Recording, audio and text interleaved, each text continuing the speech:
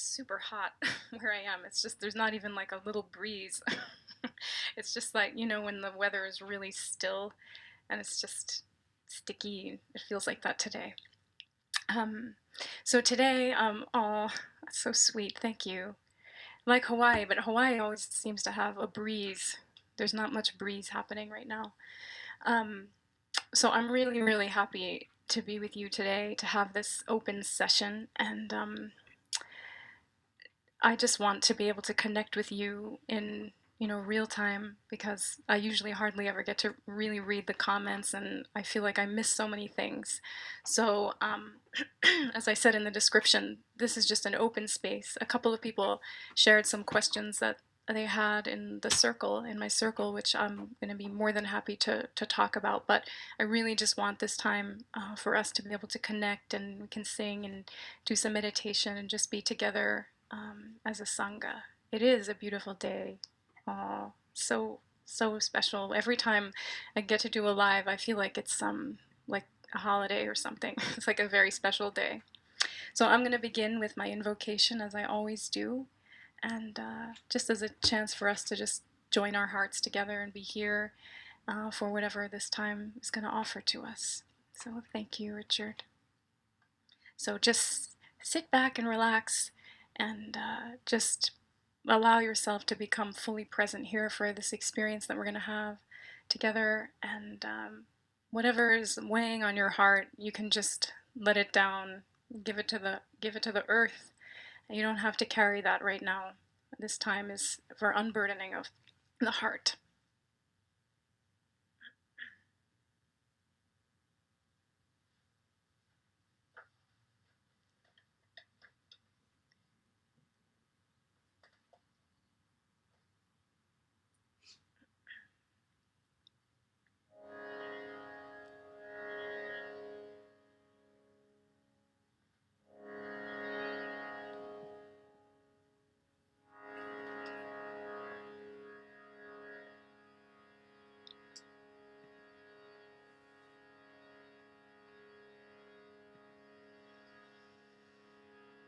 Let's chant Om 3 times together. I don't usually do that, but it's a nice thing to do to start. Om.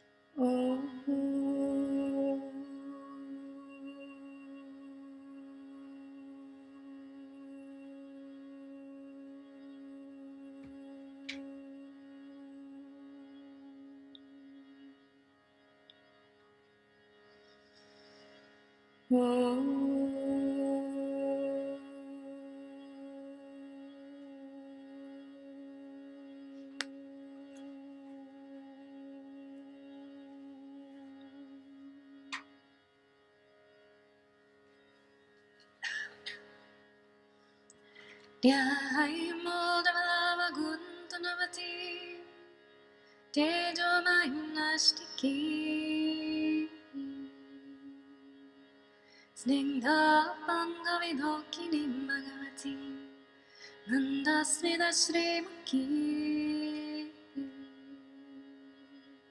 Vatsayavratavarshigim Sumatura Sankirtana Lapini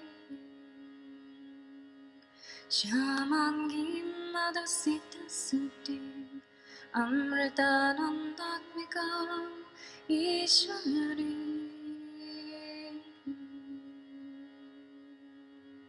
Om Amriteshwari Namah Om Amriteshwari Namah Om Amriteshwari Namah Nanta Samsar Samudratara Lokaitadiyam Guru Bhakti Davyam Vaidam Jata Pujananiyam Namo Namah Shri Guru Padukabhyam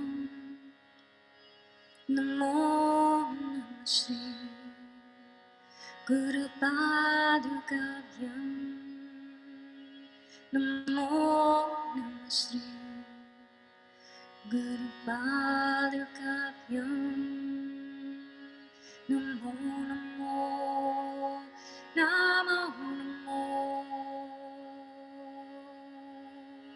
Namo Namo Namo Namo Namo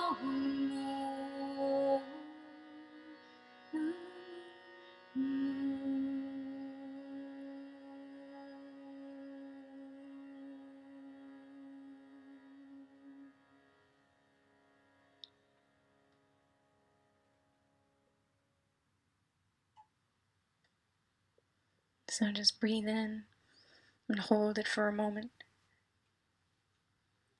And exhale through your whole body, every cell.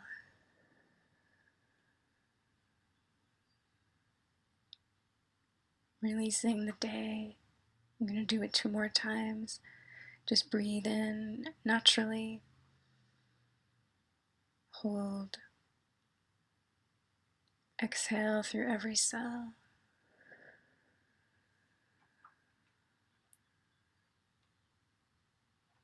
One more time. Breathe in. Hold for a moment. And then exhale through your whole body.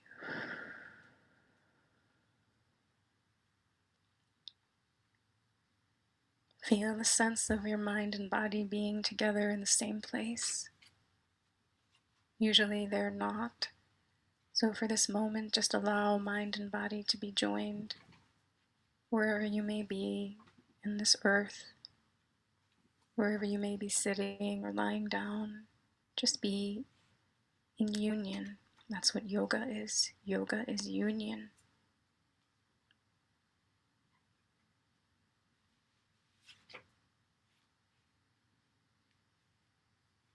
And become aware of whatever may be happening within you, within all of the different bodies that make you up, your mind, your emotional body, your physical body. No need to change anything at all, judge it, force it. There's nothing to do, just simply be here. Pay attention with love.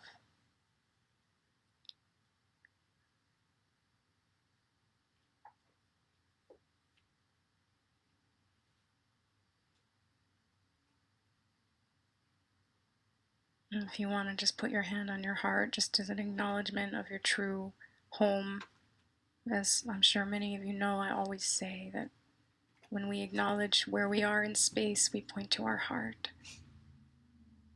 So just an acknowledgement, no matter how far you may feel you've wandered from this place, it doesn't take very much to return. Just a simple acknowledgement is all that's needed.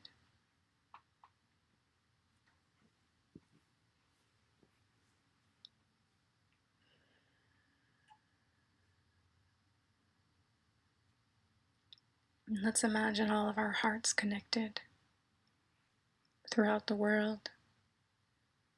We've all chosen to be here for this time. So send love throughout our virtual gathering of hearts. And wish each other all the love in the world and beyond. And may each of us receive whatever we need in this time that we have. Thank you.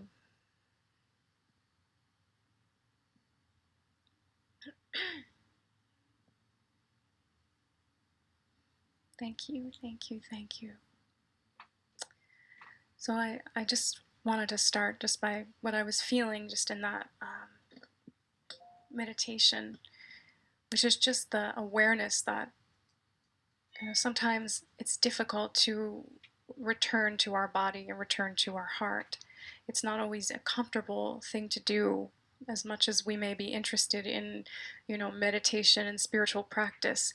There's always an element in some on some level of discomfort because we spend our lives running away from ourselves. And so when we do any type of spiritual practice, it's a return, which means we need to feel and be with what is that we habitually turn away from. So I think it's important to know that and be aware of that, that we can hold that with grace. Because often there's like a romanticism, about meditation or spirituality, which of course there's nothing more beautiful and fulfilling. That's why all of us are here, because we're drawn, we know there's more to life than just, you know, eating toast. Not that there's anything wrong with eating toast. If you eat your toast mindfully, it can be a you can get enlightened. But I'm just saying there's more to life, than just the humdrum that we do every day. So, but it's not always as romantic as we might hope. If any of you have ever been on a meditation retreat, resistance, yeah, I'm sure that you've had the experience of, well, I can speak for myself that I've done many different types of meditation retreats, some of them short and some of them many months long. Um, and it's easy to get really excited and think, oh my gosh, I'm just going to go clear my mind, relax, it's all good, it's all everything. But then as soon as the process begins, there's like a meeting, a confrontation in a way. Not that it has to be aggressive or harsh, but there's a way in which we're meeting ourselves, maybe for the first time in a long time. And it's not always very pretty. There's all kinds of funny stories that people tell about when they are doing a meditation retreat and everybody looks like they're sitting so perfectly calm, and each person's mind is really roaring like a crazy ocean, spinning with all kinds of thoughts and cracking eyes and looking at everybody else and worrying and wondering when the next meal's going to be. This is the human experience. It's not like we just sit on a cushion and all of a sudden we just drop into samadhi, which is like merging with the absolute. So I just want to acknowledge that, because I think that when we do anything, even just gathering right here, everybody's in a different place. Everybody has different things going on in their life. But for myself, I just sat there, and as I was doing that initial opening meditation music, I was just aware of like, oh, wow, there's all kinds of stuff going on here that I didn't know, I wasn't aware of consciously before I started sitting here with you. And so sometimes the tendency is to just want to run away from it or to judge it or to avoid it. And I think, at least for me, that the path of bhakti yoga, which is what I share about, and which is my heart path, really, the path of the heart, is really about being with what is, with love, to embrace it, um, um, like a mother, really embracing everything without any need to push away or to scorn or to roll our eyes at any part of ourselves, but to be with it. So I just wanted to start with that, um, reminding us of the shower. I missed that. Okay, now I'm here with you. So, team, today is shower Carrie day. I lost that. I have no idea what that means, but okay. So, um, I am here because I really just want to connect with you, and anything at all that you want to share, and anything that you want to ask. I thought I would start by talking a little bit about a question somebody asked in my circle about my daily practice, and also about establishing a daily practice. Um, so I've been on my path, this path, for a long time, and I've had many different, it's had many different incarnations, you could say. So my spiritual practice has changed and evolved over time. So you know me as somebody who sings and chants mantras, which I've always listened to mantras and loved mantras, but I didn't actually start singing them myself until I was in my very late 20s. So that part of my practice is something that developed much later. Earlier on, I was very much devoted to the Buddhist path, which I got very interested in from the time that I was a teenager.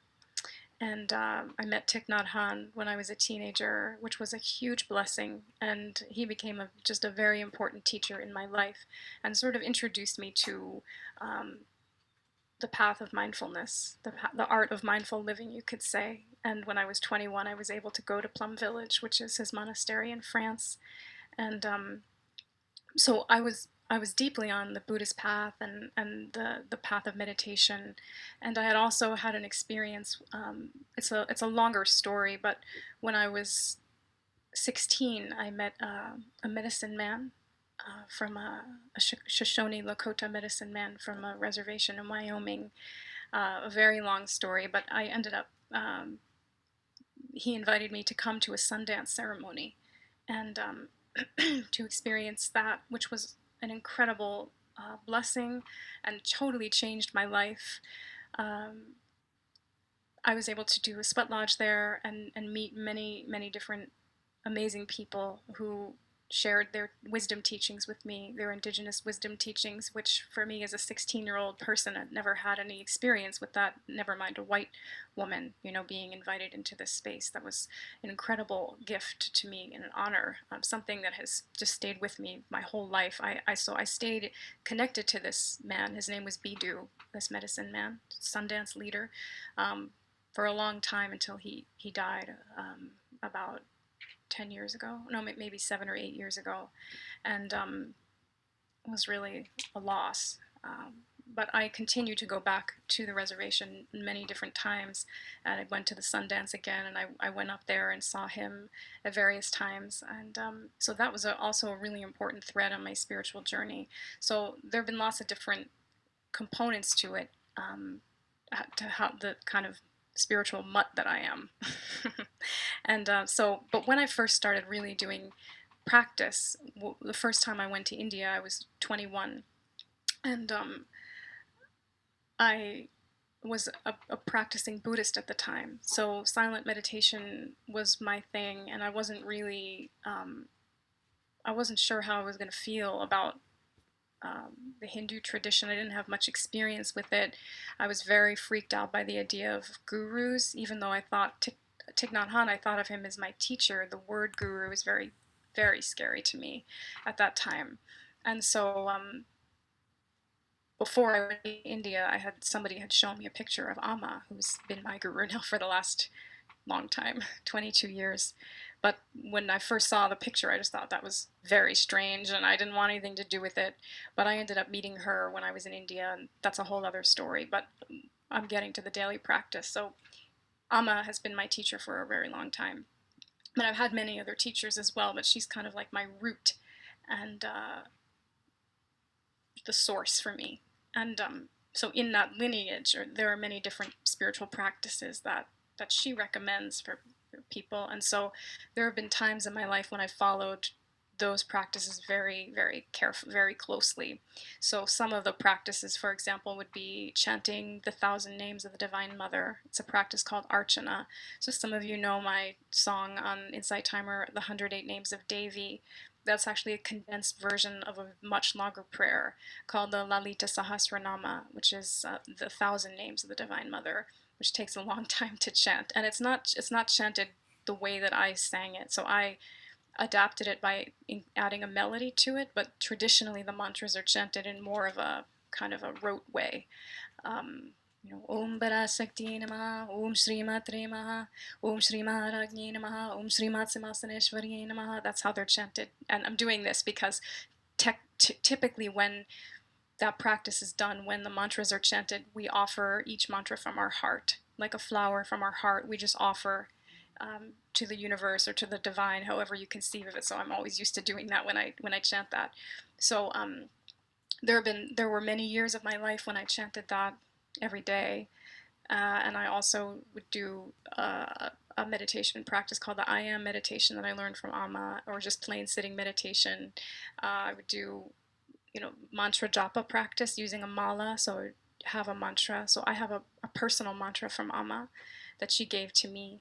And any of you could get a mantra from her. Anyone, she gives them freely, which is actually very unusual. In ancient times, and even not that ancient, typically people had to wait a very long time and go through many different austerities to receive a mantra from a guru. But Amma is very unusual in that she just, if somebody wants one, then they can get it from her, which is an incredible blessing. She whispers it in your ear. It's called Diksha, the practice of receiving the initiation, or the mantra from the guru. So that mantra is just very, very special to me, and so that's a mantra that I have chanted for ever since I received it from her. But I don't chant it out loud. I chant it just silently in my mind. It's just like an internal practice. And sometimes I do it more formally using a mala, and sometimes just in the background. In recent years, I haven't really been doing that so much.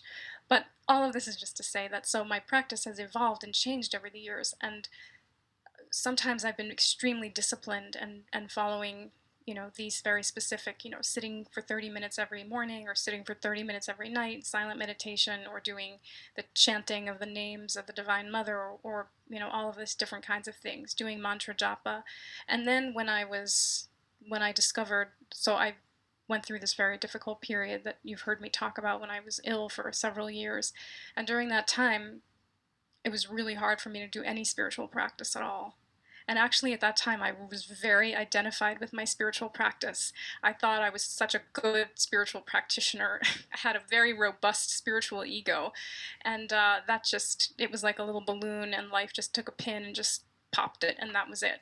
Because I had no energy anymore. I couldn't do anything. I couldn't do my spiritual practices. I was too tired.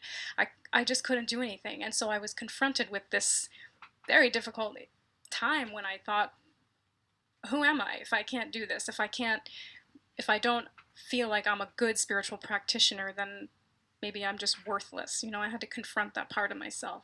And so it was interesting because in that sort of desert time, I saw how I was approaching many of my spiritual practices with a very aggressive attitude, very kind of punitive and harsh towards myself. If I didn't do the practice, it was like, hey, you didn't do the practice, that's a big X, bad.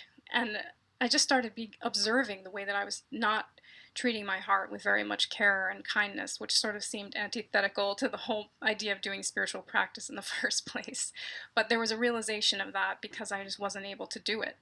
And so, interestingly, that was the time that my musical path began to emerge, because I was just so exhausted. I couldn't do anything else. So I started to play this tambora that somebody gave me. I brought it to show it to you because John asked in the circle. It needs to go to the repair shop, so I'm not going to be able to play it. It has some issues right now, but I'll show it to you anyway. So I would play this tambora, and I wouldn't sing mantras or chants because I didn't sing at that point. I just would play it, and something about it was so soothing because I would hold it in my lap and I could rest my head against it, and I just cried and cried and cried. And it was through that process that this music emerged. Even though I knew mantras and had been studying them and practicing them on my own for a long time, I never sang. So it was only when I kind of hit the bottom. I often say and feel that often when we hit the bottom, it opens up into a sky. We're so afraid to hit the bottom, but the bottom is also the top. The bottom opens up to something. So that was my experience. And my spiritual practice completely changed when that happened, because even though I really enjoyed the other practices that I had been doing, and I still do them in different ways at different times, chanting and singing became this effortless practice for my heart. It was like food and nourishment for my heart, and I just kept wanting to do it. Whereas before, sometimes I had to force myself to do my practice. When I discovered this music inside and these mantras, that's all I wanted to do. It almost felt too easy and too enjoyable to be spiritual practice. It was so wonderful that I thought maybe I was missing something, because I always thought it has to be hard. And so there was like a revolution that happened inside of me that transformed my spiritual life, I guess you could say, and also my spiritual practice, because I ended up getting a harmonium, which is the instrument that you hear me playing a lot, and I would play that all the time, and I just had to teach myself because I had no experience playing this instrument and writing songs or anything. I didn't know how to do that, and so I just started doing that, and it became this deep love, and there was no need to force or push or try. And what I discovered is that as I chanted and sang, it helped me go to a deeper place of silent meditation, because sound and silence are really interconnected. So interestingly for me, silent music and chanting have helped to deepen my own silent meditation practice too, because they're really connected. I just want to show you this. Oh, so it's a little hard with all these contraptions here. So this is a tambora, and I'm just showing it to you. I'll get it fixed and tuned so I can play it for you at some point. But it's such a beautiful instrument. A tambora is, it almost looks like a sitar, but it doesn't have any frets. So it just creates a drone sound. It's not tuned. I tried to tune it a little bit, but my tuner is broken, so anyway, so I would hold this thing in my lap and I would just hold it and put my head on it for hours and hours. This is how I started singing, with this beautiful soul here. So it has a long neck, and you tune it with these guys here. This is how you tune it. And on the bottom there's these little strings, and where you put the strings kind of determines the resonance of each string. So the strings can have like a buzz kind of sound, or let's see. No. Oh, it's so out of tune.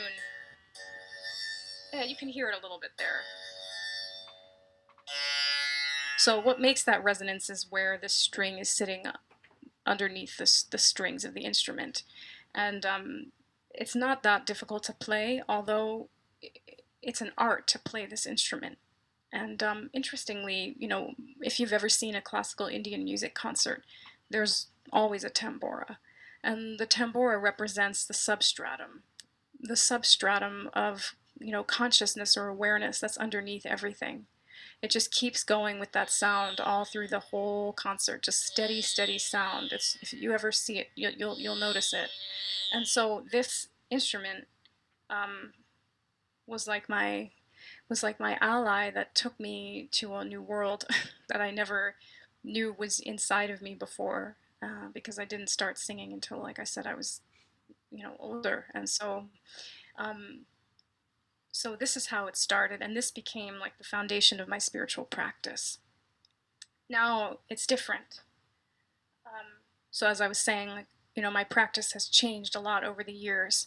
Now for me, singing is just what brings my heart so much happiness. But interestingly, in the last 6 months, I've been having really bad issues with tinnitus in my ears, and so I haven't been singing as much for my practice. I've mostly been sitting in silence, although there's not much silence lately. But I've been sitting, doing more silent meditation practice, which has been very nourishing for me. And sometimes I just lie on the floor in Shavasana, and I just lie there, and I just breathe, and I try to just feel the earth and just be with my body. I think it's so important to connect with the body, because we really divorce ourselves from our body in this world. So any practice that can bring embodiment, which is many different types of practices, I think are really healing. So something that I was going to just say about you know, a daily practice is that it's different for everybody, because every person's nature is different. And if you've ever come to one of the sessions that I've done talking about the different paths of yoga, you know that there are many different types of yoga. You know, the yoga of the intellect, the yoga of concentration, the yoga of the heart, the yoga of action, karma yoga, different types of yoga which speak to the different natures and constitutions of people. Everybody's different. So you can't say one size fits all. You know, a great master who has 100 students in front of her or him will give different practices to each person, because he or she can see the past and future of that person, can see what their constitution is, what their mental disposition is, what their makeup is. So it's different. You don't give, you know, 10 people with different ailments all the same medicine. But there are a few things that I think can be helpful to think about when it comes to establishing a daily practice. I think having a dedicated space is really important. And it doesn't need to be a huge, massive place, but just a tiny little corner or a little space that is devoted to your practice. Because without that, it's hard to keep that place generates the energy of your practice when you spend time in that place. When you do your practice in that space, it begins to get charged with the vibrations of what you're doing there. So even if it's just a chair that you really love, or a little spot on the floor where you have like a little photo of something that means something to you, or a flower or something, find a little spot that's like a consecrated place for you. It could even be outside on the earth. The mamos, who I've spoken about, the shamans from Colombia that I work with, they only meditate outside. They don't, the idea of meditating inside just doesn't make any sense to them, because everything for them is about the earth. So for you, find what it is for you. And then I think it's really important to see where your heart is drawn. Not everybody can have a very it's not easy for everybody to have a very disciplined schedule. If they, for instance, have young children, you can't just tell your 3-year-old, okay, darling, mommy's going to meditate for an hour, so just sit there. That's not going to happen. So, you have to be flexible in the modern world. We're not living in monasteries. So, some people are. But, and of course, there are some people, who maybe have family, children, and are devoted to their practice and will get up at 5 in the morning to do it before their children wake up, or there's all kinds of things that happen. But you have to be realistic about your life. What is your situation? What is your life? What's going on for you? What do you need? What's real? What's reasonable? And then what draws your heart? The beautiful thing about mantras is that you can sit on a cushion and do a very specific mantra practice with insight timer, 20 minutes. You can do that. You can do a silent meditation practice. But with a mantra, the mantra comes wherever you go. You're driving in the car, you can listen to a mantra, you can chant a mantra, you go to sleep, you take a shower, you can listen to it, you cook dinner, you can listen to it. So it's a constant meditation. It's a constant, it's a constant experience of absorption. And that's something that I really love about mantras and music. For me, it's like the soundtrack of my life. It is with me wherever I go, whatever I do. I hear mantras, I sing them, I think about them, and sometimes because it's so enjoyable, I forget, oh, this is these mantras are purifying my mind, they're purifying my heart, they're having an effect on the atmosphere. So when we have the idea that it has to be hard, sometimes it's easy to forget that something like mantra, that if you enjoy mantras, that is a bona fide spiritual practice. In fact, singing kirtan is considered to be one of the best, the sages have said, that one of the best spiritual practices for this age, because the vibrations are so dense, and mantras work with vibrations, so they help to clear that, and they help to calm our mind down. So find a space for yourself that's going to be that.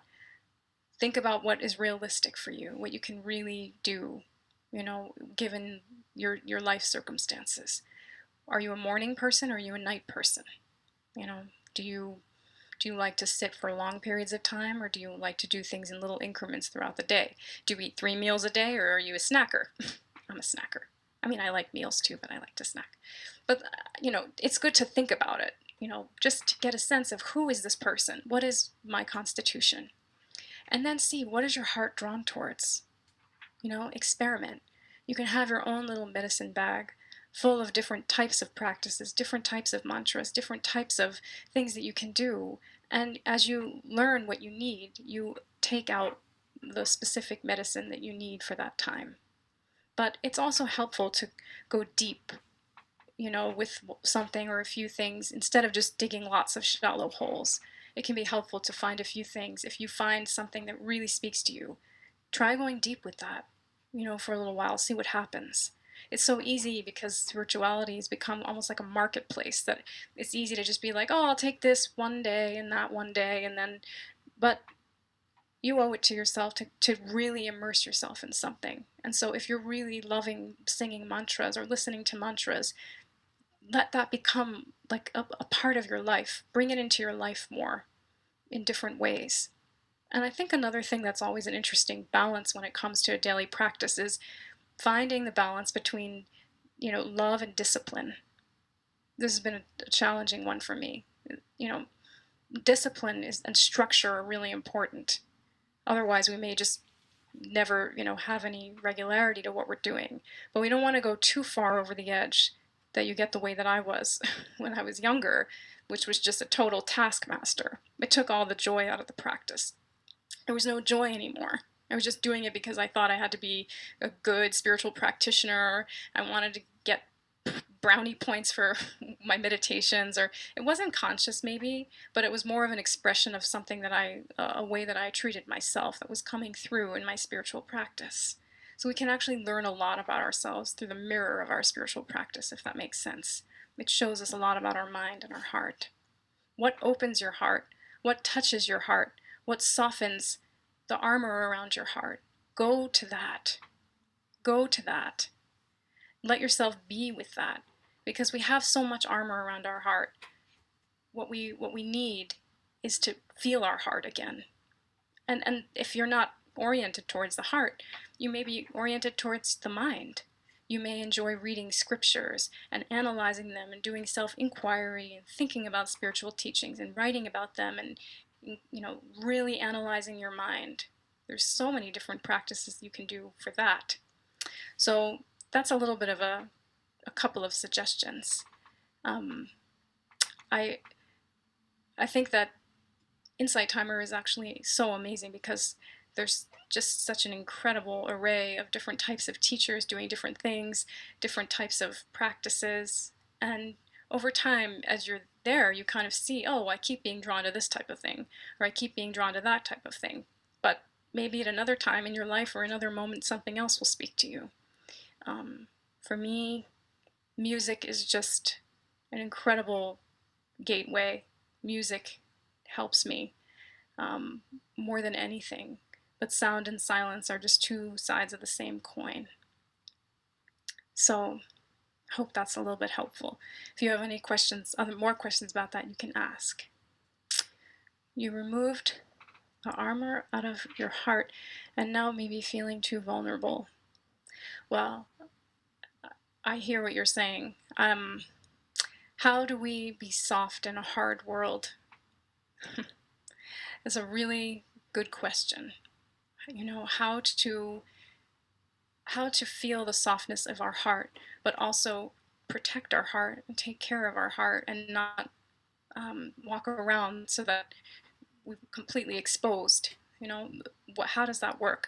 That's such a great question, and it's definitely something that, it's funny to do a question and answer session because I have more questions about everything in the world than I do answers. The more that I've learned, the less I know, and I can say that with 100% certainty. So anything I'm sharing with you is only from my own experience. And so many questions. Oh, I'll come back. The word vulnerable comes from the word vulnerar, which is to be wounded. That's what the word vulnerable comes from, which is just an interesting thing to contemplate, to be wounded. And our vulnerability is really the gateway, to intimacy and to real connection. When I do these live sessions with you, I'm pretty vulnerable.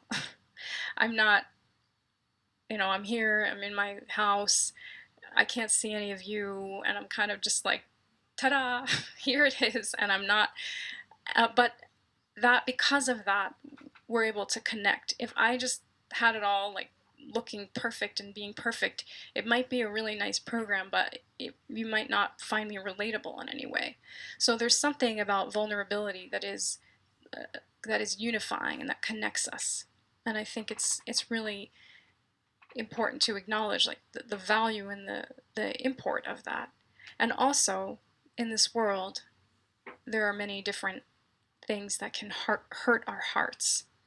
And sometimes, if we don't know how to care for our heart, for example, by having boundaries, with people, or by learning how to say no, or by recognizing when something has crossed a line that is not comfortable, and learning how to take care of ourselves or to forgive ourselves, all of these things are so, so important personally for myself. it's taken a long time to learn, that being open hearted does not mean allowing myself to be treated any way that anybody wants. This is a lesson many of us learn, to be a compassionate person, to be an open hearted person, which is all I would ever want to be in this world, does not mean making myself a doormat that I just say, whatever you want to say, whatever you want to do is just totally fine. I'm just going to be here, I'm going to be vulnerable, and it's all going to be okay. That's not self love. That's not taking care of myself. That's not protecting my heart. So there needs to be a way in which we are parenting the child within us to use that sort of psychological language. There is a need to be able to do that, and over time to have discernment. When is it safe for me to open my heart? When is it safe, for me to be vulnerable, with this person or even with my own self? I think it goes back firstly and always to our own self. Are we able to experience our own vulnerability? Never mind anybody else in the world. Are we able to be with that vulnerability with love and tenderness and care, and to be able to see it with kind eyes? Because until we can, we won't really know when it feels okay to open that, you know, out in the world. So I think to learn our own vulnerability and to learn how to acknowledge that and to learn what it needs is an important part of the path. It's important. And there are times in life that sometimes our armor just comes down because of life circumstances. For example, if we're grieving a huge loss, sometimes there's no protection. There's no filter anymore. We're just open. And there's a way in which that really hurts, and there's also a way in which that openness, there's a beauty to it as well. There's a power to it as well. There's a power in vulnerability. So I think, I can only share from my own experience that I think vulnerability is so healing and so important, and also learning how to protect and care for our own heart and to know when and with whom to share that with. And that takes getting to know ourselves, and that takes learning how to take care of ourselves and to love ourselves and have compassion towards ourselves, which for me anyway is a lifelong practice. It's something that I'm really still learning about. But I found that when I first started doing programs, with people, and I felt so vulnerable because I had never shared that part of myself with anyone before. And the first many times that I was in front of people doing this, I couldn't handle it really. I have all kinds of crazy stories that I could share with you about it, but it was too overwhelming to me. I felt like I was being seen in this place that I didn't feel comfortable being seen. And so, but yet I couldn't help it because doing my music, it just puts me in that place. And if I'm not in that place, I can't do the music. So I had to really learn to just be with that vulnerability, be with that exposure, and learn to love that and learn to allow that to be okay. And as I became more comfortable with it, it changed the way that I felt sharing it in the world. I'm not sure if that really makes sense. But basically I think it's really about self-knowledge and self-trust, to trust yourself, and to love yourself, so that if and when that vulnerability comes out and you feel that you need to, protect yourself, how and when to do that. You become more aware. As you love yourself more, as you care for yourself more, the things that happen in life, the people around, things change, and the way that we relate to people change, the way we relate to ourselves changes. So self-inquiry, self-love, I think that's the foundation. Somebody asked about Amma, and that's so much that I could say about that. Amma is um, oh, it's a lot to talk about. I don't often talk about my relationship with Amma, although I'm happy to, but it's just so hard to put it into words. To have a guru who's been with me now more than half of my life, actually. Um, to see the reflection of myself through this person, through my relationship with my teacher, is really interesting. And I've only had a handful of conversations with her throughout my life, but it doesn't matter. The relationship is internal. The relationship is beyond what anyone could ever see with their physical eyes. But she's a very well-known Mahatma. A Mahatma means like a great soul, like Mahatma Gandhi. And she travels around the world embracing people. She's probably hugged close to 30 million people all over the world at this point. And she's just an amazing being. I've never come across a being like her. And she inspires me so much. And so her programs that she offers all around the world, obviously not now because of COVID, but they're all offered for free.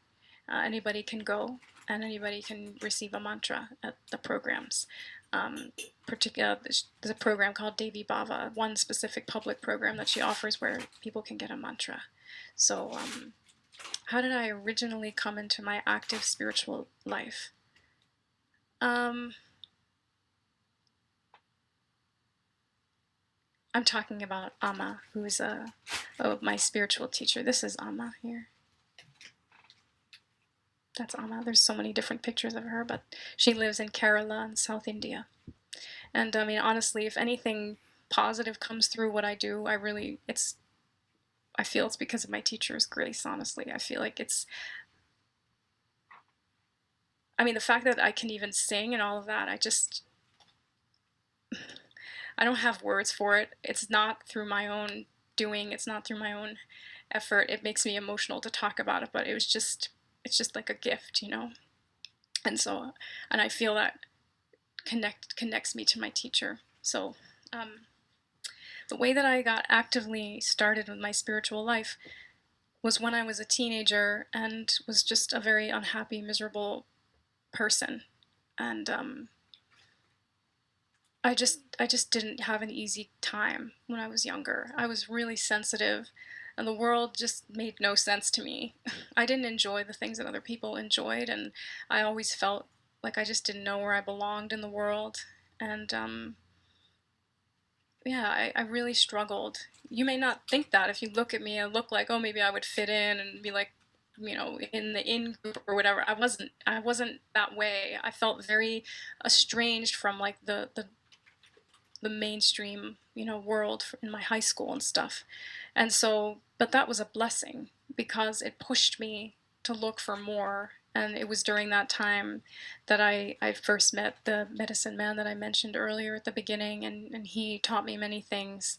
And then I started learning about Buddhism, and I met Thich Nhat Hanh, and started going very deep into actually learning about healing. That was my first, I was really interested in healing because I was always having, I would process things through my body. And so I would have a lot of discomfort or issues with my physical body. So I was interested in healing.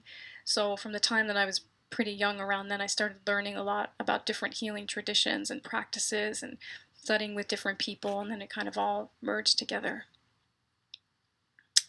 I was there. I was in Wyoming, and I was when I was 16, and I was doing like it was like a Habitat for Humanity kind of thing, and I wanted to do, you know, some kind of volunteer type of thing. I just really like always wanted to do stuff like that, and so I went and did this Habitat for Humanity thing with building um, houses and stuff like that there, and it was there that I met him, and yeah, I had no idea, you know, what that I was going to meet someone who became such an important figure in my life, and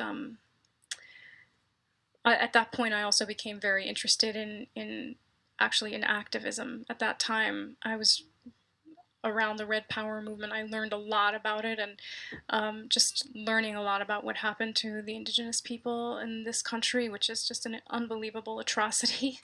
And so I started reading and learning a lot about that too around the same time. And so Bidu, who was the man who I met, he he invited me to the Sundance ceremony, which is a 4-day ceremony, and there hadn't been one in this particular place in a very long time because it had been outlawed. So this was the first time it was happening, and it's a ceremony of honoring the sun, but and there are different types of sun dances depending upon which tribal nation. They're different, but this was a piercing one.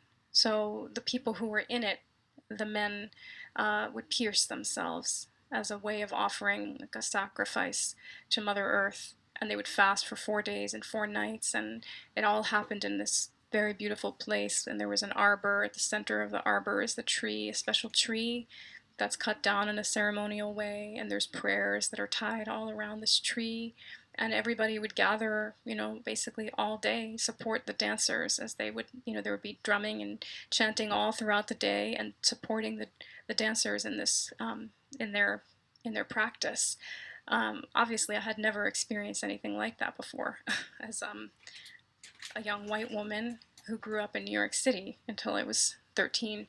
So it kind of blew my mind, and was just humbled me, and it gave me an experience like I had never had in my life. And I met a woman there, a native woman also, who was doing a sweat lodge only for women, and she invited me to come to that.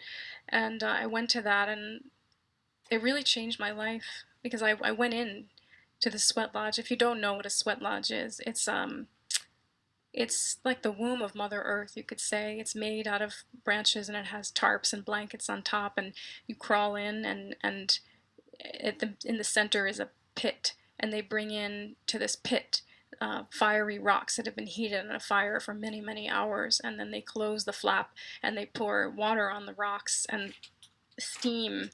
It's very, very hot, and it's a way of praying. So you do usually 4 rounds in there.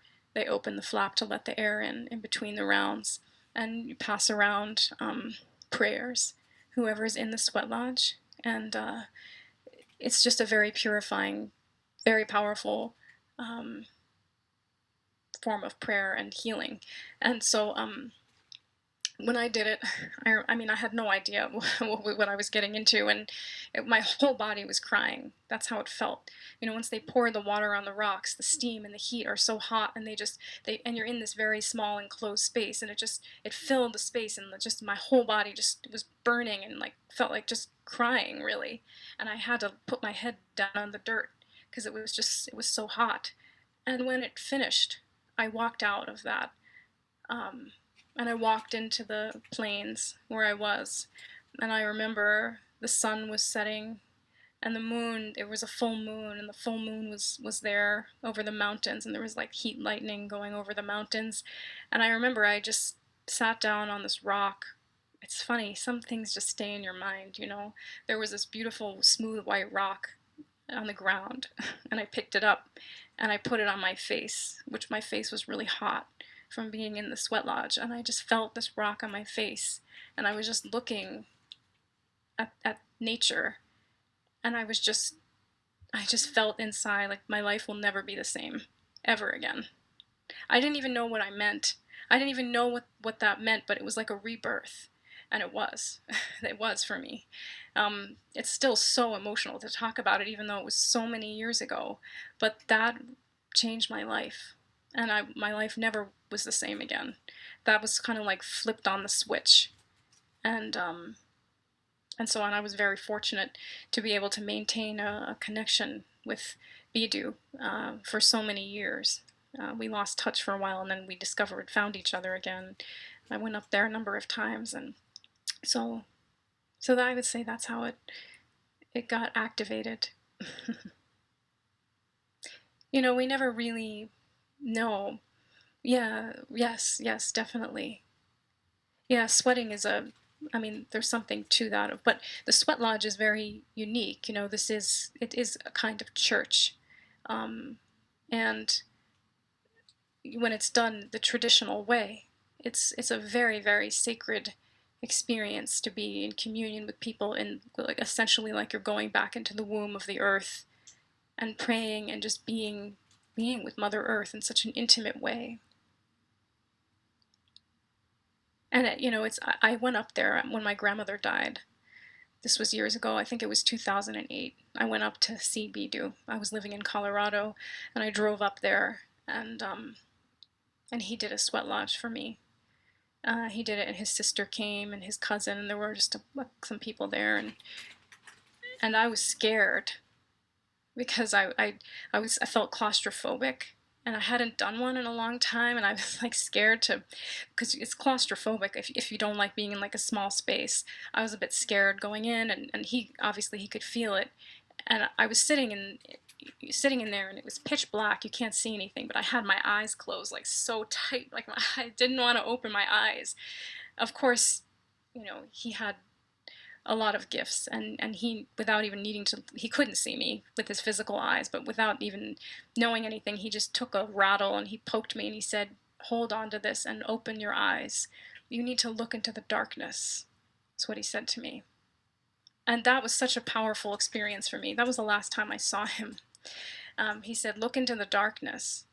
And I realized, I took that. That was such a jewel for me, because I realized it was a teaching about myself and about my life. I need to be able to look in to the dark places, into the shadows, and to just look at it, not turn away, not close my eyes and run away, but to just look with love, not be afraid of myself. We need to not be afraid of ourselves. You want to sing? Or should we keep talking? Or should I keep talking? You're not talking.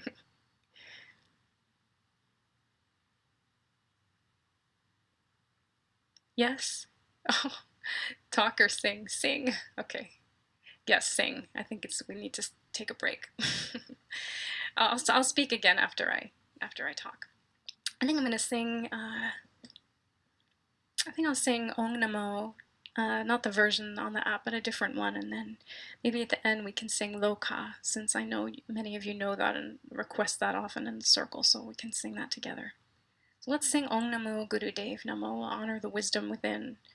Ultimately, whatever the spiritual path or teaching or whatever it may be, they're rivers going to the same ocean, and they're all just pointing us back to here. That's what my experience has been, even with Amma, or even, it's like wanting to, the guru, the true guru, is always saying it's you, it's in you, find it in you. So it's a good thing to remember that. So let's sing this.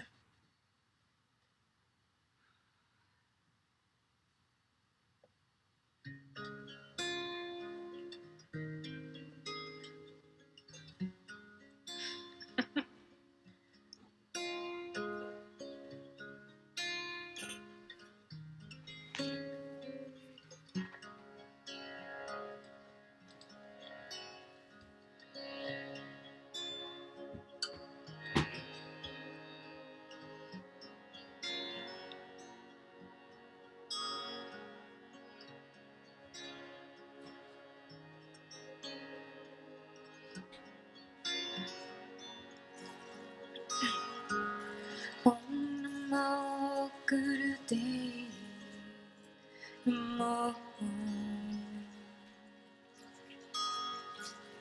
Om Namo Gurudev Namo.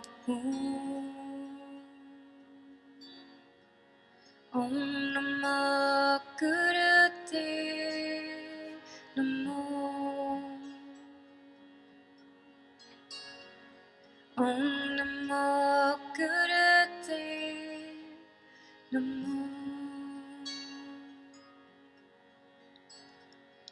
Om Namo Gurudev Namo. Om Namo Gurudev Namo. Om Namo Gurudev Namo. Om Namo Gurudev Namo. Om Namo Gurudev Namo.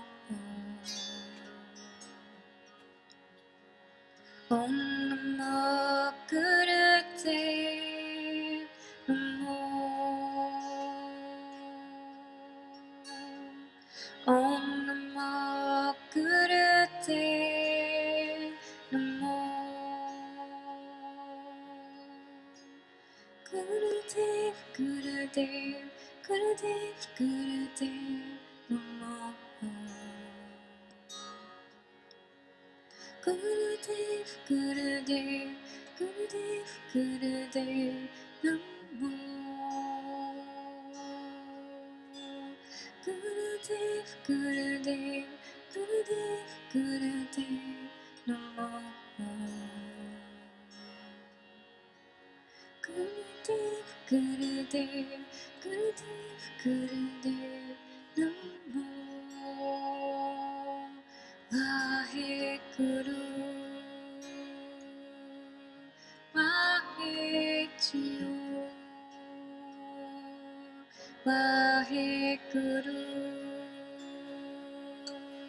Vaheguru.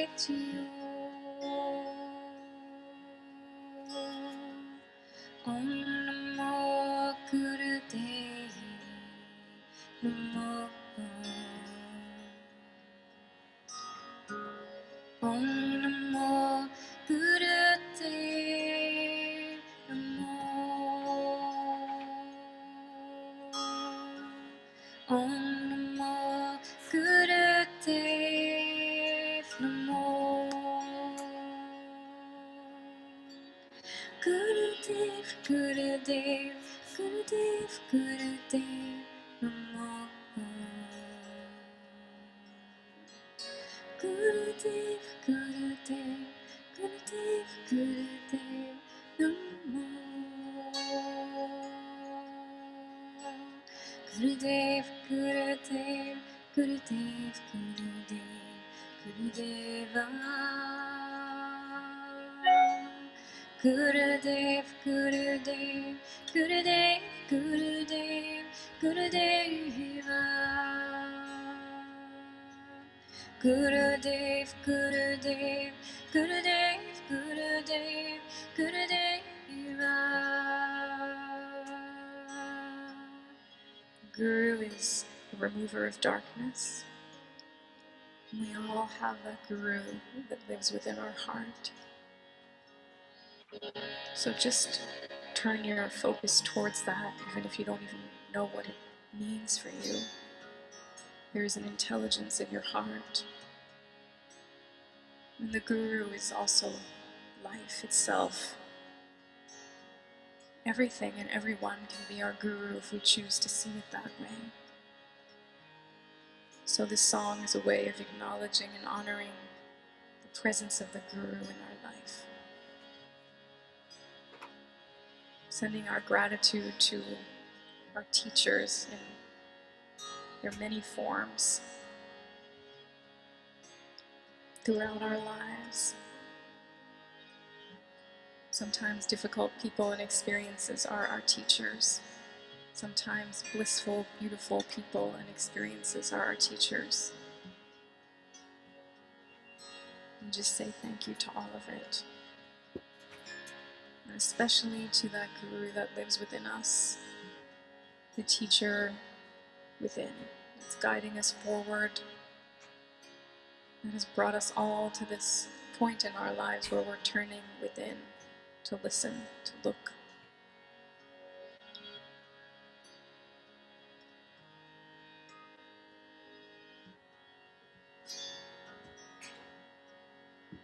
Gurudev, Gurudev, Gurudev, Gurudev, Gurudev, Gurudev, Gurudev, Gurudev, Gurudev,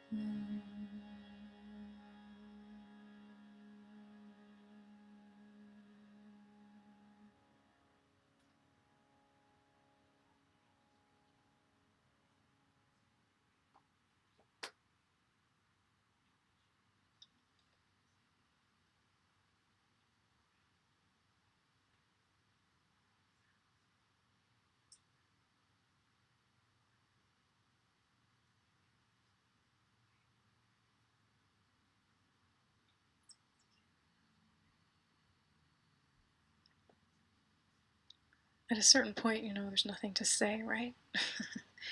Everything is contained in the music. I think that's one thing that music has given me in my life, is that, you know, I tried to figure out everything in the universe for a long time. I really did, and I did not succeed. And so music had all the answers that I ever needed. And just to surrender and be with the not knowing, and to just offer that love and praise and awe to life. No words can really quite do that, I don't think, as music can.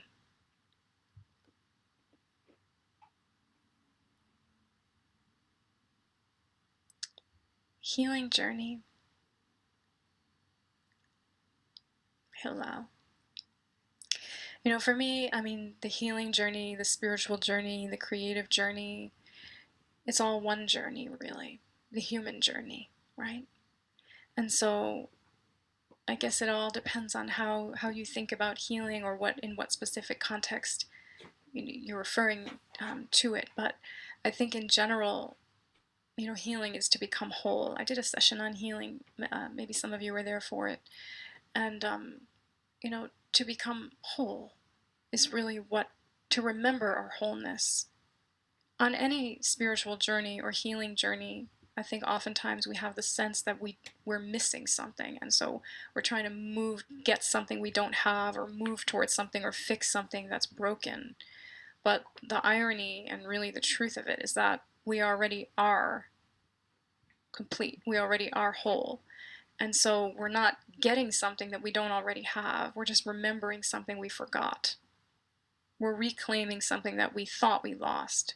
We never lost it. How could we lose it? It's our inherent nature. It's our original goodness. In my new course, I talk about that. The idea of original goodness, which is just a beautiful, there's lots of different ways that it's spoken about, or Buddha nature, or our original light, or so many different ways to talk about it with language. And obviously it's ultimately beyond language, but I think the healing journey is a journey of remembrance, and so is the spiritual journey. Remembering. We all have this cosmic amnesia. I remember one time Amma said, it makes Amma sad that you're all kings and queens, and you're walking around like beggars. It really struck me. Just the idea that, we are these whole, sovereign, beautiful beings.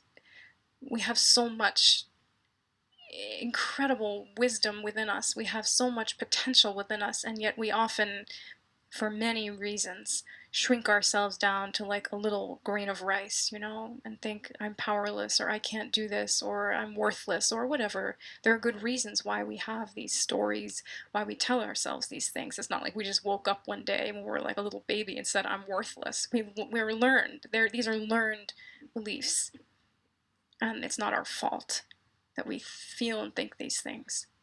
But to just say that and stop there is not enough, or at least it's not satisfying enough. We need to realize that those things that we think about ourselves, or those ways that we limit ourselves, are untrue, and then we need to untangle the lies, right? Which is really what spiritual practice helps us do. And any healing journey too. It's really, I think there's so much one and the same. To wake up from that illusion, that I'm a small, separate, worthless person. That fundamental lie is a lie for many of us, but yet we also intuit somehow that that's not the whole truth. Otherwise, why would any of us be here right now? We're here because we know that that's not entirely true. So I think any healing journey, is a return trip to a place that we've never left, if that makes sense. A return trip to a place that we never left. And I shared a quote, a line in my healing session. If I can remember it, it was from Rumi, and he said, "Oh, I'm gonna mess it up." He said something about, if you want healing, let yourself fall ill. I think that was what it was, which I just blew my mind. You know, the illness, the forgetting, all of that those sort of messy, broken places are those are the sacred places. It's not like, oh, only light is good, only wholeness is good, and brokenness that's the portal, you know? Like they're both important. The mamos who the shamans from Colombia, just saying for those of you who may not have heard me talk about them, but they sing and chant to the positive energy and the negative energy. They're called Matuna and Zongla. These are the two energies in their cosmology.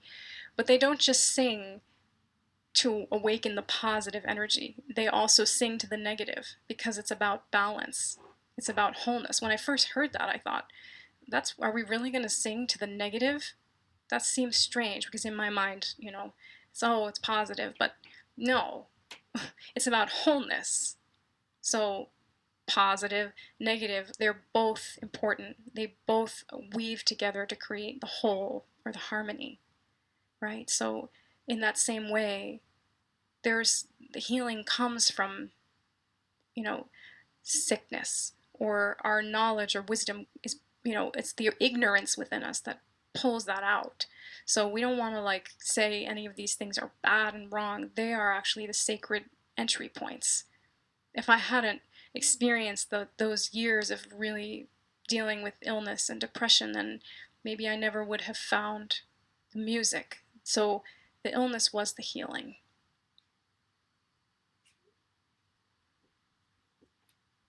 Oh, I just love all of you so much. I really do. Those of you who are in my circle, and any of you who are not, are more than welcome to join. It's open space of love and authenticity. I just am so humbled by the beauty of the human beings that I've met, um, and who are sharing this space together with me on this amazing little miracle called Insight Timer. We are singing each other home. Oh, so grateful. Any questions? I'll make sure that we sing. Thank you, John. I'm thinking about both of you all the time. Why must we break our own hearts again and again?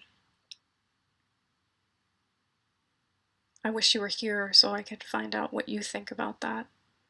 You, Stark, who are so incredibly articulate and amazing with words. There's a Hazrat Anayat Khan, who's a Sufi master, talked about how our hearts break open over and over again until they stay open. And I think the brokenness is, part of the beauty. The question is, are we thinking about it that it's broken like a pathology, or are we thinking about something breaking open? In some ways, it always depends on how we see it and because we could think about why must we break our hearts, but how do we think about it? Each of us here in this session is going to perceive that in a different way. Each of us is going to think about that in a slightly different way. It could be break my heart, it's shattered into pieces. It could be it's breaking open, there's more space in it. Maybe my heart breaks open. Maybe I know there's more space, and my heart is a space, in fact. There's no parentheses around the heart, as you've heard me say before. So maybe we know that, and we keep breaking our heart open so we can expand more and more into that space. Maybe we break our heart more and more so that we can actually feel the incredible depth and brilliance of our own heart, our capacity to love, which is more than we know. Maybe that's one way that we need to touch that place.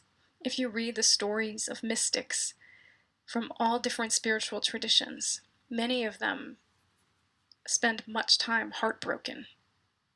They're longing for union with God, whatever that means to them. They're longing to remember, they're longing to wake up, and they sometimes will even pray Make me feel something, make me feel sorrow so that I don't ever forget that longing, so that I don't ever stop opening my heart.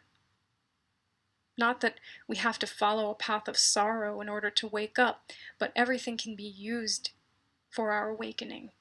And so maybe by, breaking open or breaking our hearts, it's helping us to actually feel our heart. Because to be honest, I don't really think it's our heart that's breaking, but the shell around our heart. So let's let that break, right? It's not our heart. Our heart is not breakable, but the shell around it is. The protection around it is. How can a space of the heart that is just an infinite space, an infinite ocean, how can that break? But we try to box it up and we put it in these try to put it in a little vessel. And then because we want to remember what it really is, we keep breaking what we think is our heart. Just one way of thinking about it. Tomorrow I'll have another way of talking about it. But I have a feeling you have a really brilliant way of thinking of and talking about it too, Stark, because I know a little bit about your mind and how amazing it is. Unstruck, unstruck, anahata. Anahata is the heart chakra. Yeah.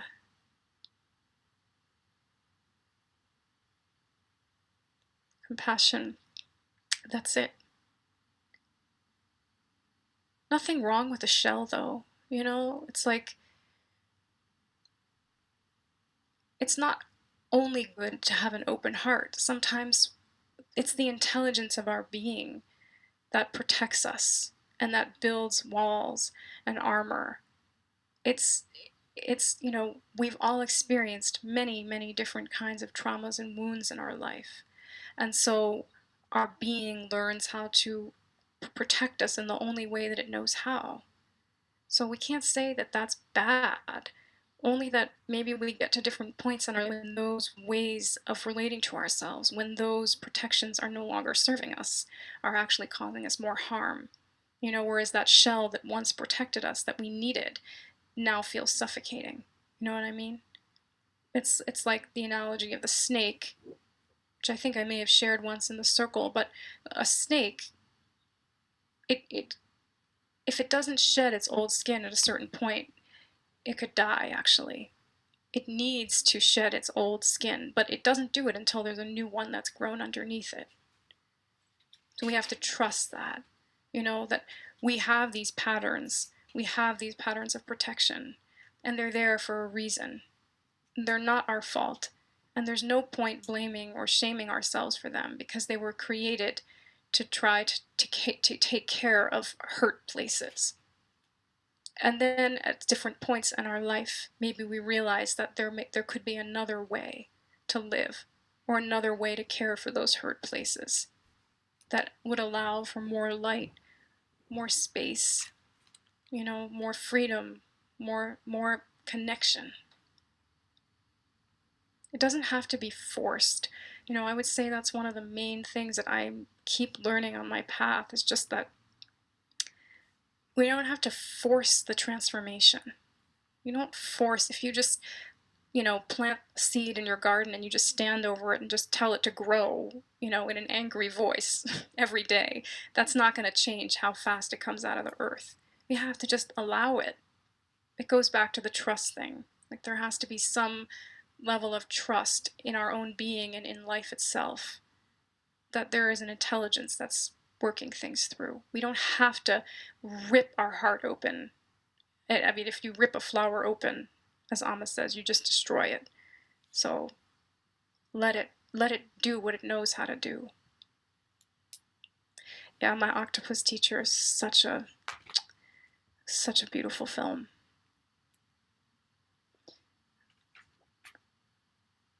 Yeah, exactly. There was a quote that I always used to love: "The power that rotates the earth for you takes care of your routine." That was from Yogi Bhajan. And that's just a great contemplation. You know, we think we're kind of doing it all and we're in charge, but the truth is, you know, we're not. I mean, how did you get here? My parents are in the process of selling our childhood home. Well, they sold it and they're moving soon, which is sad. You know, a home is like a soul. It kind of is an entity in itself. But anyway, that's another subject. But so I've been going and helping and going through things, and so I've been looking through all kinds of old photographs and old stuff, and I found some of these pictures of my birth. This is just last week, and I was just looking at these pictures of myself, like just coming out of my mom, and I was just like, who is this person, and how did this person even get inside of another human being, and what was I before that happened? And you know, you just start looking at it and realize that, you know, nothing really makes any sense at all. I mean, if you just look at your hand long enough, you realize you have no idea what it is or how it does anything. I mean, anything, it's like you can trip at any moment. You don't have to do drugs. Everything is just, everything is always like some mysterious thing. We don't understand it. So I've just been, I've been thinking about that because I've been looking back over my life and just wondering the profound mystery of everything. You know, it's like I think I'm doing this thing and I am this person and this, but yet, you know, from where? Where did I emerge from? Where was I? You know, I, before this being took form? And what will happen when this form is no more? I think it's just that remembrance a lot of the time that helps me to do my dharma. I'm sorry, I forgot, Barbara. You had asked about dharma, and I'm kind of going long here. I wanted to sing. If you want me to share about this, I'm happy to. Otherwise, we can just sing. I don't want to keep you too long. Um, any thoughts? Do you want me to share about this for a minute, or should we sing? I could just keep going and going. So I don't want to. Um, I just wanted to say a brief word about the word dharma. Yes, I'll definitely sing one more song at the end. So obviously, whenever you need to go, please go. And thank you for being here. Um, Dharma, just very briefly, is a word, a Sanskrit word that, like many Sanskrit words, has many meanings. If you look in a Sanskrit dictionary, there'll be like pages and pages about Dharma. It's not a simple concept. And for me to even talk about it is like a 5-year-old talking about physics or something.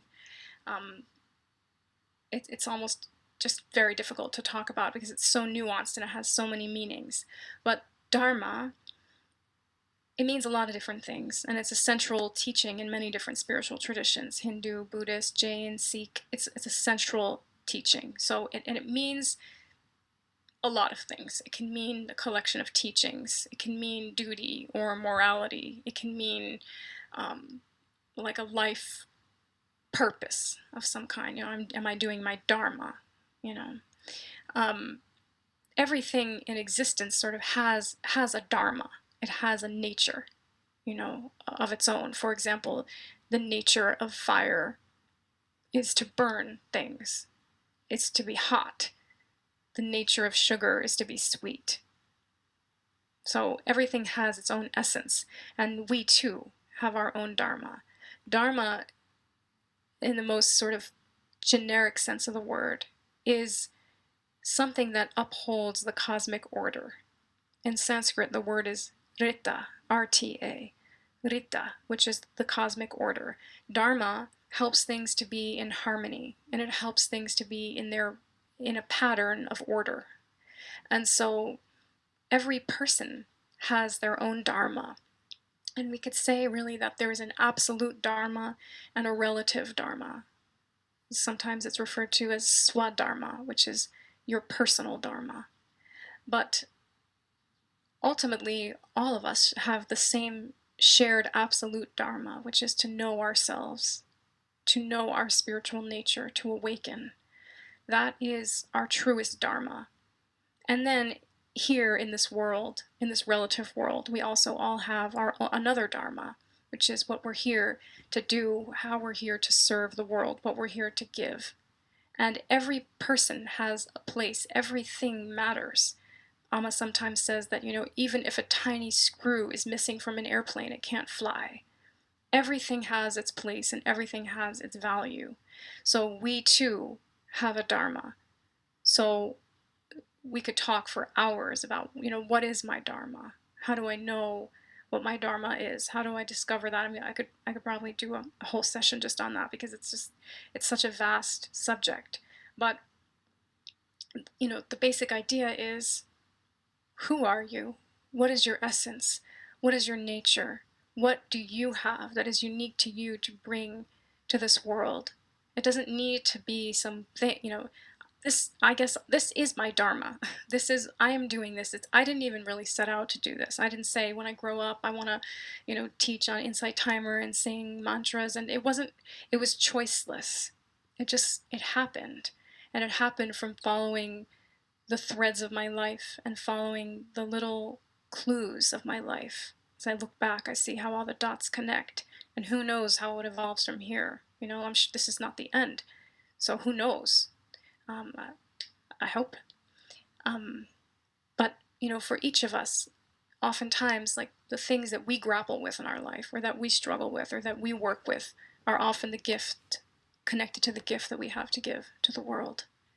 I mean, I have no shame or problem saying that I'm always teaching, I'm always learning. I always teach what I need to learn. It's a cliche, but it's true. And there's no problem. Like, to just be open about it is the best way to be, because this is the path. It's a journey, and so my being open about it helps you, and you being open about it helps me. So I think that, to connect to our dharma is so helpful, to look at your life and see what are the threads of your life. What are the themes that pull your heart, that matter to you? What are the things that have been maybe areas of struggle or challenge that you can, through the alchemy of your own life, transform into something that you can offer to others? It's all equal. We're all equal. We may have different roles to play in this life, but it's all the same consciousness that animates us. So it doesn't matter whether someone is the vice president of a country, or whether someone is a kirtan singer, or a chef, or a gardener, or whatever it is. The same consciousness is animating each person. It's just taking a different form. So how does that consciousness want to express itself through you? It's a question. And I spent so many years of my life not knowing the answer to that. It pained me so much. I wanted to offer something to this world, and I didn't know how or what that would look like.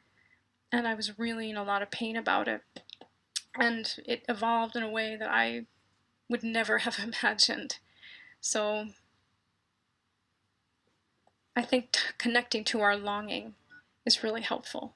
That longing to give who we are to the world, to be of service, that can help to connect us to our dharma, our unique way of maintaining the cosmic order.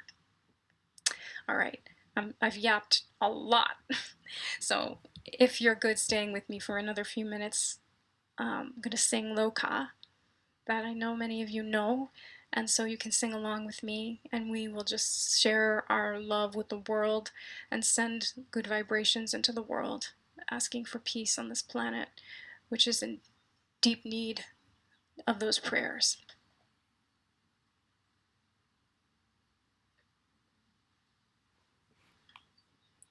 Oh, so I want to answer your questions, and I'll do this again if you like this form of just me rambling. I'm happy to do this again sometime. Um, I feel like I know I missed a lot of things. Okay, let's sing Loka. Loka samasta sukhi no bhavantu. May all beings everywhere be peaceful and happy. That's it. That's everything, you know? What else is there?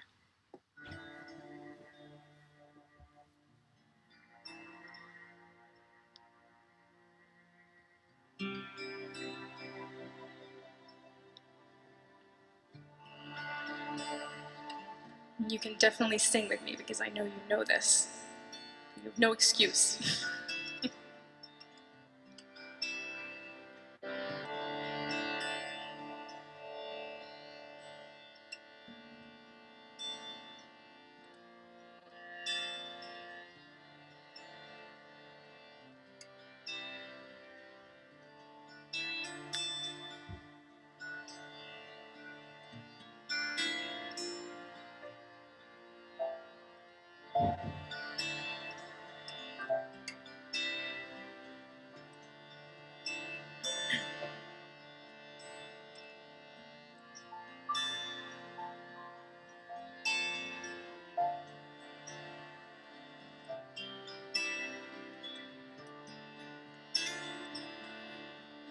Loka Samasta Suki no Bhavantu Om Loka Samasta Suki no Bhavantu Om Loka Samasta Suki no Bhavantu Om Loka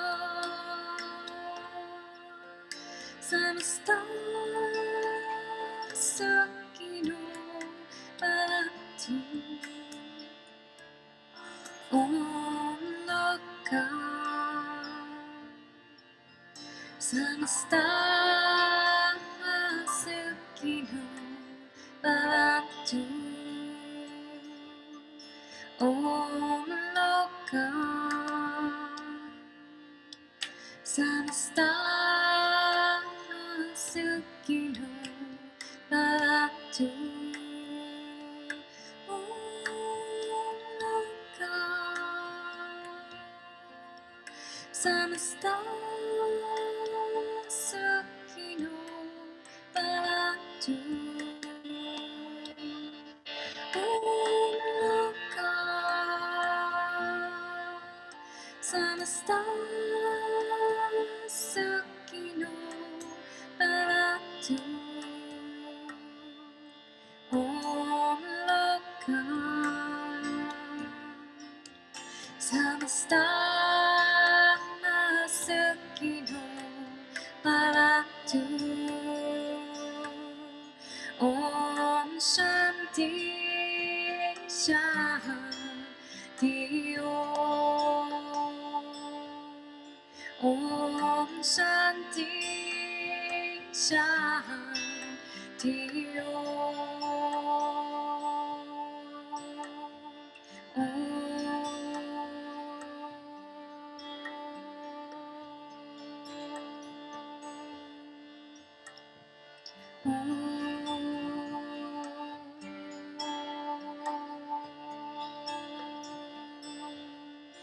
May you be happy,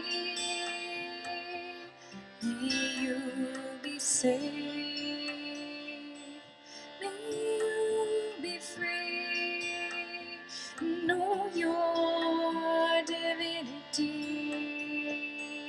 May you be happy, may you be safe, may you be free, know your divinity.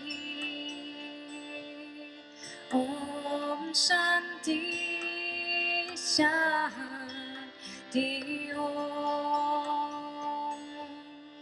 Om Shanti Shanti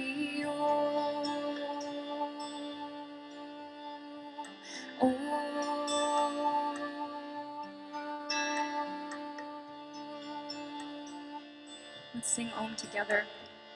When you sing this sound Om, feel it in every cell. And imagine that you're just sending vibrations of peace into the world. And just sing Om to start. Take a nice breath. Om.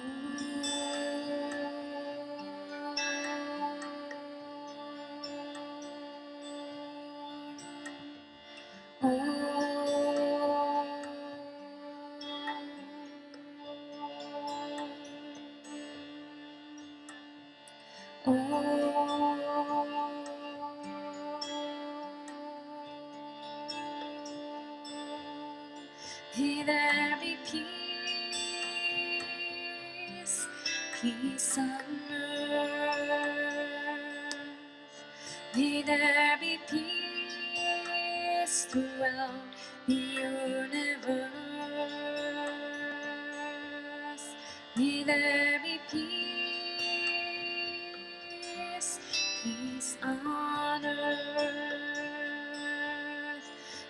there be peace throughout the universe. Om Shanti, Shanti Om Shanti, Shanti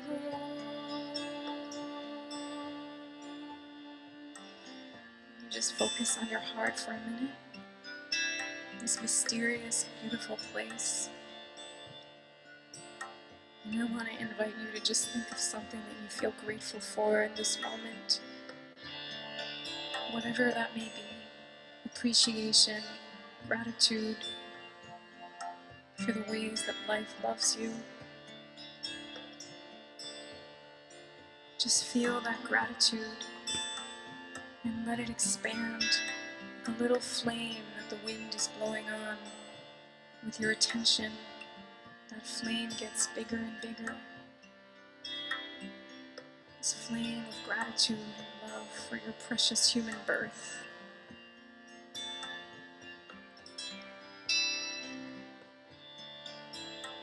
And as you feel that gratitude expand, just allow it to move through all the pores and cells of your body into this world, filling the atmosphere with vibrations of love and peace. And we can connect to the same aspiration in this moment, all of us gathered here, that there may be peace in this world, peace in our hearts, that we may remember why we're here, and stop breaking our hearts over and over again. Love our hearts. Pay attention to our hearts and stop abandoning our heart. Maybe all it needs is our devotion and attention to thrive. So let's send our love out into the world, imagining light filling every cell of this planet, the whole earth, all the soils of Mother Earth filling with love, filling with light, all the waters, the oceans, the rivers, the lakes, the marshes. We send our love. Sending our love to all the animals in this world. I'm so sorry for the ways that we've mistreated you. Sending our love to all the plants and the flowers and the fruits and the vegetables that nourish us. Thank you, thank you, thank you. And the trees that help us to breathe. Thank you. Sending our love to every human on this planet. May we all awaken from illusion. May we all awaken from our ignorance and remember who we are. Let's just all share that prayer with this world. Om Shanti, Shanti Om. Om Shanti, Shanti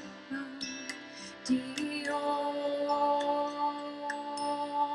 Om Shanti, Shanti Om.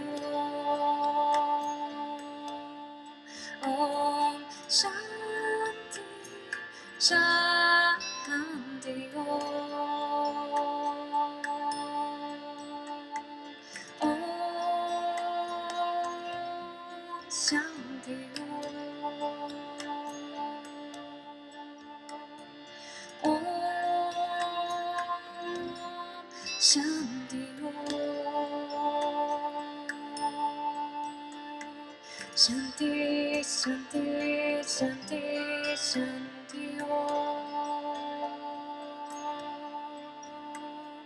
Shanti, Shanti, Shanti, Shanti Om. Shanti, Shanti, Shanti, Shanti Om.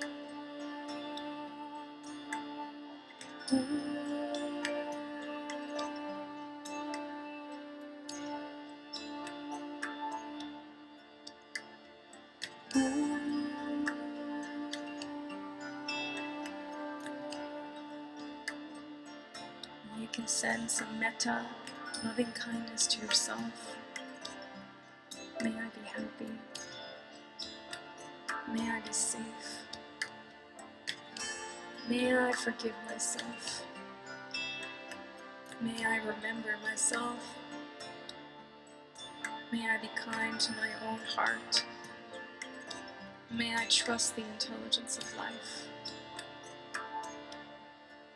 May I trust myself. Just breathe in that prayer, whatever yours is, that loving kindness, that metta for yourself. Just breathe it into every cell.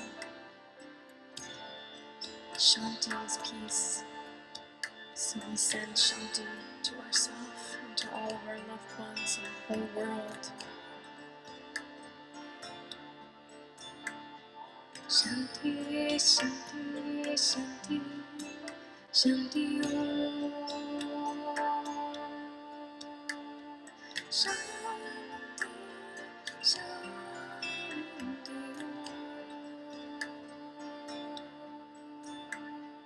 Shanti, Shanti,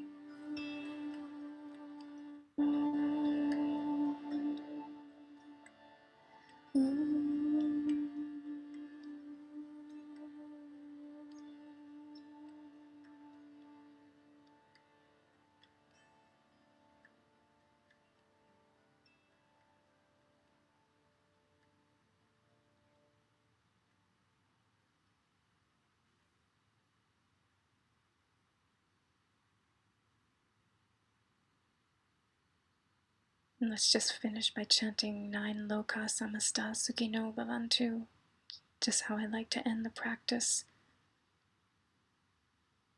sending that peace into the world and into ourselves as well.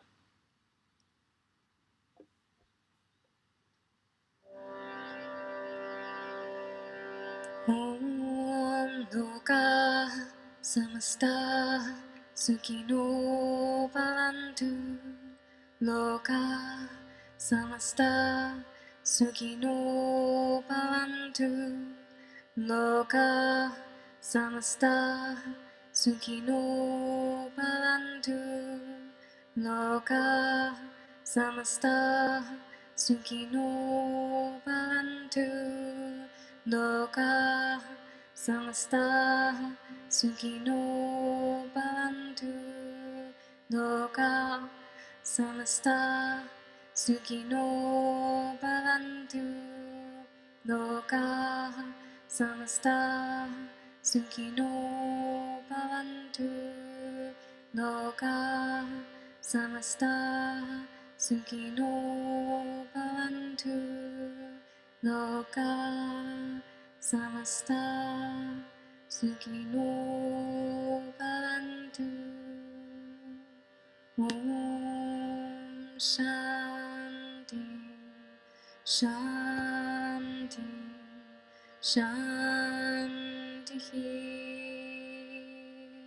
Om Shri Guru Pyo Namaha. Harihi Om.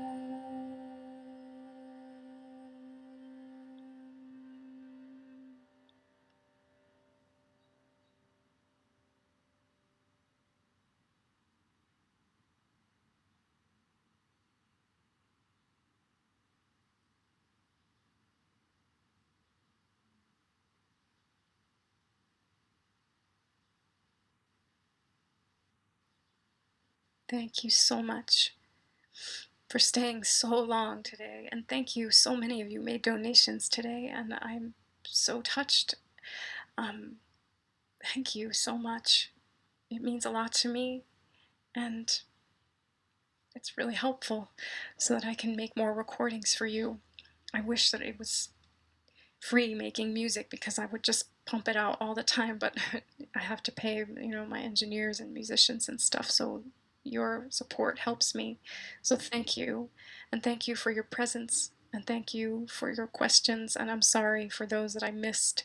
Um, I will do this kind of session again if you like.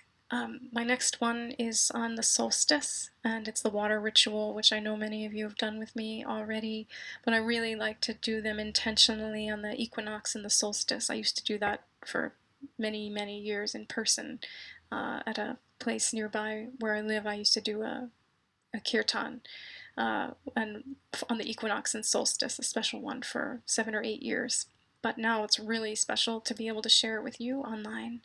And no matter whether you're in the northern or southern hemisphere, the equinoxes and solstices are all portals. And so it doesn't matter if you're moving towards summer or moving towards winter, but it's a portal nonetheless. So we will honor that by singing and meditating and blessing our water and connecting around that. So that's on June 20th. And after that, I'll see what's next. As a couple of people in the circle asked if I would do a session about the Buddha. Buddha, there's a lot obviously there.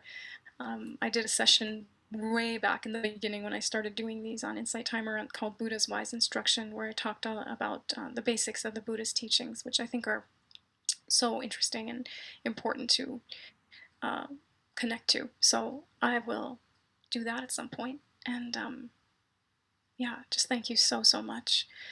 I have a few slots for mentoring, individual mentoring with me. I added a couple of more for July.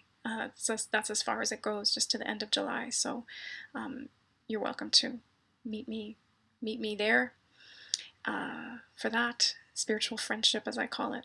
And if you have any questions about it, you can just send me a message. Sometimes the time slots don't work out, and so sometimes people ask if I can add a slot that works for them, and I've done that a couple of times. So if you really want to have a session and there's not a time that works for you, just send me a message and maybe we can find some way to do it.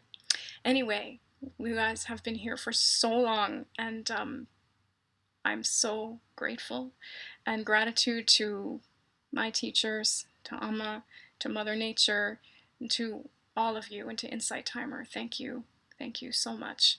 And I'll see you whenever we connect again. Oh, I wrote down something that I wanted to share with you just as a final thing. There were a couple of people in the circle this morning talking about the inner critic and creativity. I wanted to talk about that, but I didn't have time.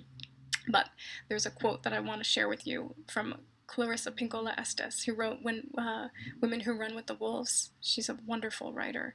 And she said, "I love my creative life more than I love cooperating with my own oppression. I love my creative life more than I love cooperating with my own oppression." Damn, that's good. I completely relate to that. I love my creative life, even though I want to keep pushing myself down. I want to keep criticizing myself. I want to keep doing those things. Ultimately, I love my creative life more. I love to connect with you more. So maybe you connect to that too. Anyway, okay, I should probably leave you now. I'm going to go into my garden. I'll see you. So much love, and thank you, thank you, thank you, thank you so much.